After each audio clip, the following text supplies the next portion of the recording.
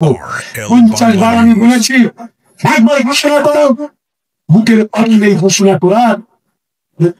তৃণমূল কংগ্রেসকে তো স্মরণ করছেন, যে তৃণমূল কংগ্রেস মাদার মুম্বাই পেলে আজকে ভাঙড়ে মাটি থেকে উচ্ছেদিত করছেন, যে তৃণমূল কংগ্রেস মাথার ঘাম পায়ে ফেলে আমাদের কর্মীরা রক্ত ঝরিয়েছে, নিজেরা খুন হয়েছে, রক্ত দিয়েছে, পিতা হারিয়েছে, মাতা হারিয়েছে, সরকার হারিয়েছে, তারপরেও ভাঙড়ের মাঠকে রক্তাক্ত হতে দেয়নি।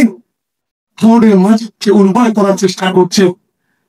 গ্রামের রাস্তা তৈরি হবে, কি করে পানীয় জলের ব্যবস্থা হবে, কি করে আমার বাপরেরা লক্ষ্মী ভান্ডার পাবে, কি করে আমার বাপরেরা অন্তর্জাতি পাবে, কিভাবে কৃষক বন্ধু কৃষকরা পাবে, কিভাবে অন্যশ্রী পাবে, কিভাবে রূপশ্রী পাবে, কিভাবে বিধবা সঞ্চয় পাবে।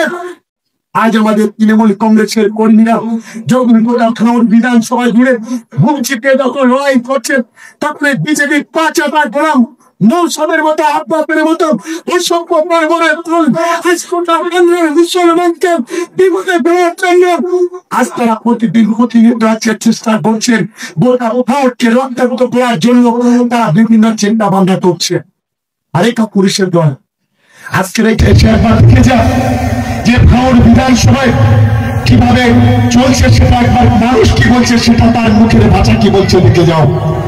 আমি এই ফলের হাত 2-1টা জানোয়ার আছে মাথায় টুপি দিয়ে ঘরে কালো মতো টুপি, আমি এই ভোগালী টুয়ে ভোগালী ওয়ানে আমরা সেদিন গেছিলাম মিটিং করতে। ওই জানোয়ারকে সাবধান করে দিচ্ছি, এরপরে যদি আমাদের কোনো মিটিং এ যদি বদনাম করো, মাটির বোতল ফুটে ফেলে দেবো। আটকাবার ক্ষমতা তোমার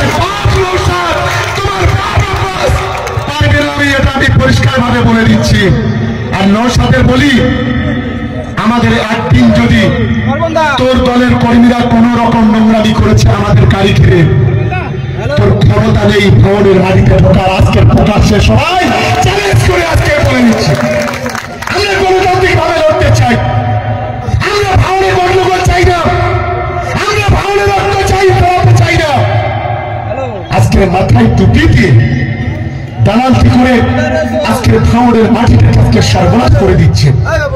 আমি বলছি, তোর বিধানসভা আছে জাঙ্গিপাড়া, যদি এতই জনপ্রিয় হয়ে থাকিস, তোর ভাই আব্বাসকে জাঙ্গিপাড়ায় দাঁড় করিয়ে দে। এতই জনপ্রিয় যদি হয়ে থাকিস, তোর ভাই আব্বাসকে আমার বিধানসভায় দাঁড় করিয়ে দে। এতই যদি জনপ্রিয় হয়ে থাকিস, তোর কাকা দালাল তোহাকে আমার বিধানসভায় দাঁড় করিয়ে দে। পিছন থেকে নোংরামি করছিস কেন?